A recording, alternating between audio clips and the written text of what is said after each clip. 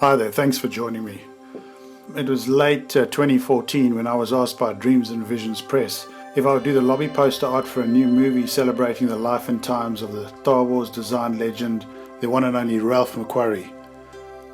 Their initial brief to me was to feature Ralph predominantly, include possibly some of his art and the last images of Ralph that were taken at Skywalker Ranch. It goes out saying I was absolutely delighted to have been asked, and I set about planning the piece immediately.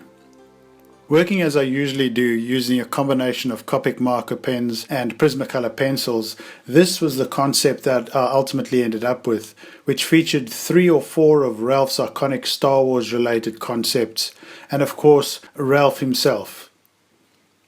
Although I'd done a number of concepts to begin with, the final result was still not very successful because in truth I just felt it was just too similar to the previous piece I'd done of Ralph for his 80th birthday.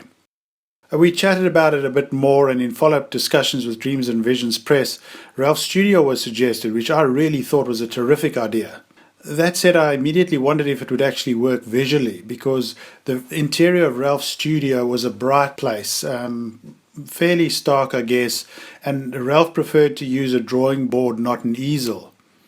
Now, in my opinion, and creatively for the poster to work, I really felt strongly it should rather be a romanticized version of his studio, not the literal one. One that still featured some of his iconic concept art somehow, some of his finished illustrations maybe, some of the knickknacks that he had in his studio, and 1 or 2 of his earliest logo designs.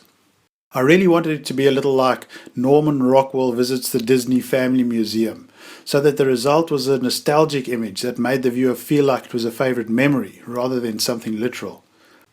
Happily, the concept was approved, and I set about transferring the colorized sketch to the board. I use a very large grid to precisely position the art on the board, not a fine grid, because it makes me feel far too inhibited as I draw. I work with a pencil directly onto MDF board, working until the entire layout is set out accurately. Okay, so once the drawing is done, I begin to paint in the tonal values to the entire piece, mapping it all out so that when it's done, I've got a really good idea of the visual pull and push of the overall artwork. I prefer to use paint and not pencil as my peers often do, because that way I can become more comfortable with the painterly solution I'm trying to achieve. And in all honesty, in this piece it was incredibly useful because of the very intricate background elements I wanted to include. I use a sepia colored wash for the tonal elements because I find that a clean black or a pure black is just far too harsh. These days I prefer to use a gouache for my illustrations. And in this case, the sepia colour is made up of naphthol crimson light and black, applied as a traditional wash. And here, as you can see, I'm working on the Fett figurine that I've added to Ralph's studio, and I'm using a paper towel to remove the excess paint. So once all the tonal elements are laid down and I can look at it and be comfortable with it, I start blocking in all the major colour areas throughout the illustration. Here I'm working on the background, and as you can see, I don't work particularly carefully. But I do still prefer to use a colour wash rather than an opaque colour because I slowly build up the colour values across the entire composition. Although I'm working very robustly at this stage, I do still want to try and get the major colour areas faithful to my concept.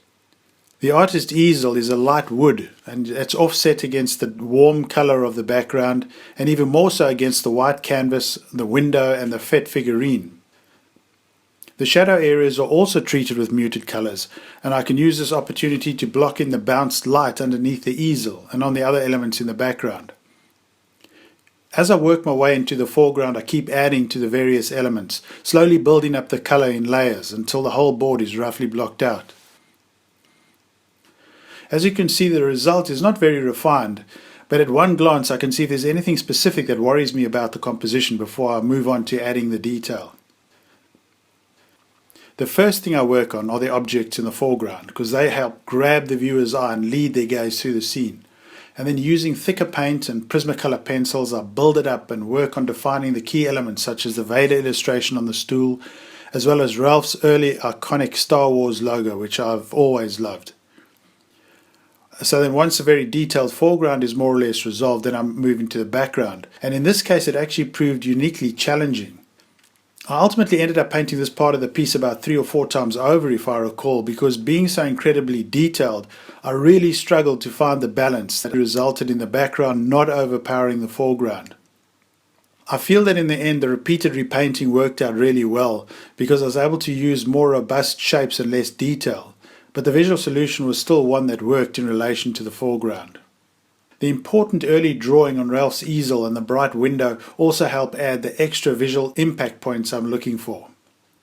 Okay, so progress has been really good and I'm nearly done, and I've got only one more element to finish, so I grabbed another selection of Prismacolor pencils so that I could get the last thing squared away.